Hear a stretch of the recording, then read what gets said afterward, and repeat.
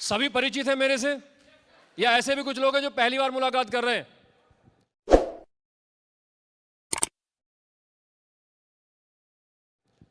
पहली बार वाले कौन कौन है? कोई भी नहीं है, सब परिचित हैं। बहुत बढ़िया, एक बार आप सबके लिए जोरदार तालियां होनी चाहिए। बहुत शानदार। इसका मतलब क्लियर है कि बात करने में आनंद आ जाएगा, क्योंकि सब परिचित हैं तो खुल के बात हो पाएगी। लेकिन फिर भी मैं चाहता हूं कि एक स्मॉल मैसेज मेरे परिचय का आप तक चला जाए। मैं विनय सिंह बेसिकली बिलोंग करता हूं तहसील काशीपुर, डिस्ट्रिक्ट उधम सिंह नगर, उत्तराखंड राज्य से। बाई एजुकेशन 10+2 हिंदी मीडियम से पास आउट हूं और बाई प्रोफेशन डिफेंस से ताल्लुकात रखता हूं। जब मैं फौज में था तभी मुझे डायरेक्ट सेलिंग देखने का मौका मिला। शुरुआत के दिनों में मैं डायरेक्ट सेलिंग या नेटवर्क मार्केटिंग में आना नहीं चाहता था। मेरे हिसाब से ये चैन सिस्टम था, जोड़ने का काम था, फंसाने का काम था, टोपी पहनाने का काम था। ये काम उन लोगों का काम था जिनके पास कोई काम नहीं है, ऐसे लोग इस प्रोफेशन में काम करते थे, ऐसा मैं सोचता था। लेकिन उन दिनों के अंदर कोई व्यक्ति जो मेरी ही कैंट एरिया के अंदर डायरेक्ट सेलिंग में पिछले कई सालों से काम कर रहे थे, वो कहीं ना कहीं मुझे वॉच कर रहे थे और मुझसे बातचीत करने की कोशिश करते थे। But as a defence person मैं इतनी जल्दी से बातचीत उनसे करना नहीं चाहता था। लेकिन उन्होंने अपना प्रयास नहीं छोड़ा, वो लगातार मेरे से कनेक्ट करते रहे और एक दिन उन्होंने मुझसे आके मुलाकात कर ली कि फौजी साहब क्या कर रहे हैं आप। और जब उन्होंने मुझसे ऐसा पूछा तो मैंने कहा ड्यूटी कर रहा हूं। उन्होंने कहा ड्यूटी के अलावा कुछ और? मैंने कहा कुछ और नहीं कर रहा हूं। तब उन्होंने कहा संडे के दिन एक अच्छी अपॉर्चुनिटी का प्रोग्राम है और आप इस होटल में आ जाना। जैसे ही उन्होंने मुझसे ऐसा कहा, मैंने उनसे साफ शब्दों में कहा, क्या आप किसी जोड़ने वाली कंपनी के साथ जुड़े हुए हैं, टोपी वाली कंपनी के साथ जुड़े हुए हैं, चैन सिस्टम वाली कंपनी के साथ जुड़े हुए हैं?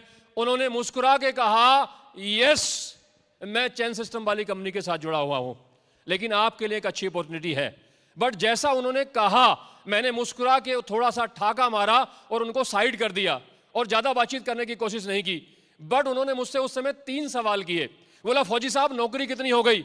मैंने कहा सर 9 साल कंप्लीट हो चुकी है, 10वां साल रनिंग की तैयारी में चल रहा है। वो मुस्कुराए, बोले फौजी साहब इन 9 से 10 सालों के अंदर बहुत बढ़िया काम धाम आपने किया होगा अपने परिवार के लिए, अपने समाज के लिए। क्या 3 चीजें आपसे पूछ सकता हूं? मैंने कहा बिल्कुल पूछ सकते हैं। उन्होंने कहा फौजी साहब जिस गली मोहल्ले में आप रहते हैं, क्या उस गली मोहल्ले का सबसे अच्छा घर आपका है? मैंने कहा नहीं सर, बीच में हूं। कुछ लोग मुझसे अच्छे भी हैं और कुछ लोग मुझसे लोअर में भी रहते हैं, मैं बीच में रहता हूं। उन्होंने कहा कोई बात नहीं। बोला फौजी साहब चलो घर छोड़ दो, लेकिन जिस गली मोहल्ले में आप रहते हैं उस गली मोहल्ले की सबसे अच्छी गाड़ी तो आपके पास होगी। मैंने कहा नहीं सर, यहां भी मैं बीच में ही रहता हूं। शादी के अंदर मुझे एक वैगनार कार मिली थी जो कि दहेज में मेरे लिए आई थी, मैं उसी को चला रहा हूं। बहुत सारे लोगों के पास स्कॉर्पियो भी है, बहुत सारे लोगों के पास बुलेरो भी है, बहुत सारे लोगों के पास होंडा सिटी भी है, लेकिन मेरे पास वैगनार कार है, मैं वहां भी बीच में आता हूं।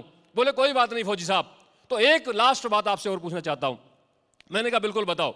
बोले फिर तो आपके जो बच्चे हैं वो आपके क्षेत्र के सबसे अच्छे स्कूल में पढ़ते होंगे। मैंने कहा नहीं सर, यहां भी मैं बीच में ही आता हूं।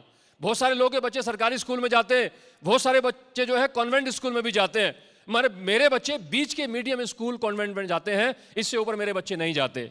तो उन्होंने मुस्कुराते हुए कहा कि फौजी साहब 9 साल आपकी नौकरी हो चुकी है, 10 साल आपको होने वाले हैं, ना आपके पास सबसे अच्छी गाड़ी है आपके मोहल्ले की, ना आपके पास सबसे अच्छा घर है आपके मोहल्ले का, और ना ही आपके बच्चे सबसे अच्छे स्कूल में पढ़ने जाते हैं, तो किस बहम में पढ़े हैं आप? ये पकड़ो इनविटेशन कार्ड और संडे के दिन 11 बजे इस होटल में आ जाना, ये प्रोग्राम आप ही जैसे लोगों के लिए है। मैंने उस टाइम तो उनको मना ना में किया कि मैं नहीं आऊंगा, आपके जैसे बहुत आए और आके ऐसी बातें बता के चले गए। लेकिन जब मैं अपने वापस रूम पे ड्यूटी करके गया और चाय पीने के बाद एकांत में बैठा, तो मुझे उस व्यक्ति की ये तीनों बातें याद आई। मैंने महसूस किया कि यार सच में 12वीं पास करने के बाद, सरकारी नौकरी लेने के बाद, 9 साल नौकरी करने के बाद मैं ये नहीं कह पाया कि मेरे पास अच्छी गाड़ी है, मेरे पास अच्छा घर है, मेरे बच्चे अच्छे स्कूल में पढ़ते हैं। इसका मतलब कहीं ना कहीं मुझे सोच विचार करने की जरूरत है और कुछ और भी करने की जरूरत है। उस व्यक्ति के बिना बुलाए दोबारा से मैं 11 बजे उस प्रोग्राम में पहुंच गया। प्रोग्राम में जब जाके मैंने देखा 250 से 300 लोग वहां पे अवेलेबल थे। उनमें से बहुत सारे लोग स्टेज पे आए, उन्होंने अपनी अपनी टेस्टमनी बताई और उन्होंने बताया कि मैंने 3 साल में इतना पैसा कमाया है, 4 साल में इतना पैसा कमाया है, 5 साल में इतना पैसा कमाया है। शुरुआत के टाइम पे मुझे विश्वास नहीं हुआ, मुझे बिलीव नहीं हुआ। मुझे लगा कि ये लोग कहीं ना कहीं फेंकने का काम कर रहे हैं, ये लोग कहीं ना कहीं बेवकूफ बनाने का काम कर रहे हैं। लेकिन जब बाद में उन्होंने कहा कि क्या किसी का कोई सवाल है, तो उस पूरी मीटिंग के अंदर मैंने अपना हाथ खड़ा किया कि मेरा सवाल है। उन्होंने मुझसे कहा कि फौजी साहब बैठ जाओ, आपके सारे सवालों के जवाब तसल्ली से बाद में देंगे। अगर आपके सवालों के जवाब क्लियर हो जाएं तो उसके बाद आप हमारे साथ काम स्टार्ट करना, वरना कोई दिक्कत नहीं है। आप जो कर रहे हो जॉब वही करते रहना, कोई समस्या वाली बातचीत नहीं है। लास्ट में उनसे मेरी मुलाकात हुई, जितने मेरे सवाल थे मैंने सारे उनको शेयर किए और उन्होंने सारे सवालों का जवाब मुझे विद प्रूफ कैलकुलेटिव तरीके से दिया। और लास्ट में जब मेरे पास कोई सवाल नहीं बचा तब मैंने उनसे कहा कि सर आपके चरण किधर हैं? आज से आप हमारे गुरु, हम आपके चेले।